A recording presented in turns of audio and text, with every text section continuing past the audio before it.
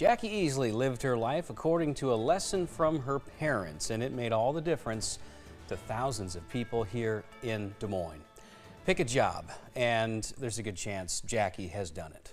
Wife, mother, teacher, leader, advocate, the list doesn't stop. Aaron Kiernan shows us what makes her so remarkable.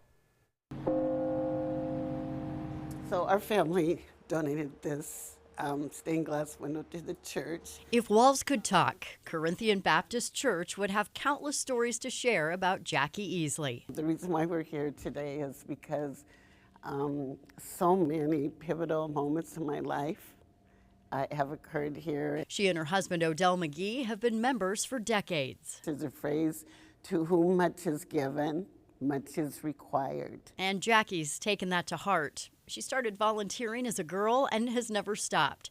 She served on the Des Moines School Board, Habitat for Humanity, the American Heart Association, the YWCA, the United Way, Wilkie House, and countless other organizations. You've done so many things over the course of your life. What makes you tick? Both my parents instilled in my brothers and myself that you are the beneficiary of so many people that have nurtured you, and so you need to pay it forward and give back to your community. Jacquie's parents came to Iowa from Virginia in the 1950s after her father couldn't get into grad school there. Due to the color of your skin, we are not going to accept your application for admission. I heard about George Washington Carver and heard about, he went to school called Iowa State.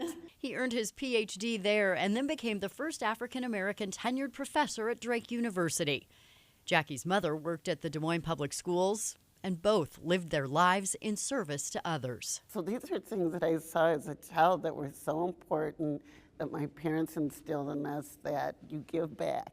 And Jacquie found the perfect match in Odell. I think the running and the going was something that I guess attracted us to each other, and that we both were very active in the community. Her husband of 37 years nominated her as a remarkable woman. I think it's that type of zeal and zest, and to get out there and to do something to impact the lives of people, see the need, and not only to see the need, but to be willing to go out and to do something about it.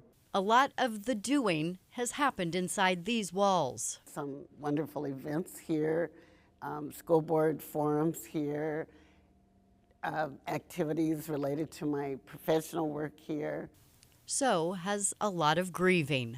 But I've also had a son who was eulogized here. Ty took his life in 2014. He was 18 years old. At the time that he was experiencing some really serious mental health challenges. The thing that one asks oneself all the time is, why my son? In the midst of that struggle, Jacquie and Odell didn't share it with others. Ty's death changed that. You find out with your circle of friends how many have also been impacted. That did really inspire me to, let's really talk about this and put this on the table. It was something that happened that we can utilize to help other folk who are going through some of the same issues. Sustained by their faith through the highs and the lows, all the while lifting others up and paying it forward. I really like the stained glass as a symbol that we always have hope, and we always look to things that are going to be positive and to move forward. And over the past month, Jacquie is one of the 4 remarkable women we've profiled here in the Metro.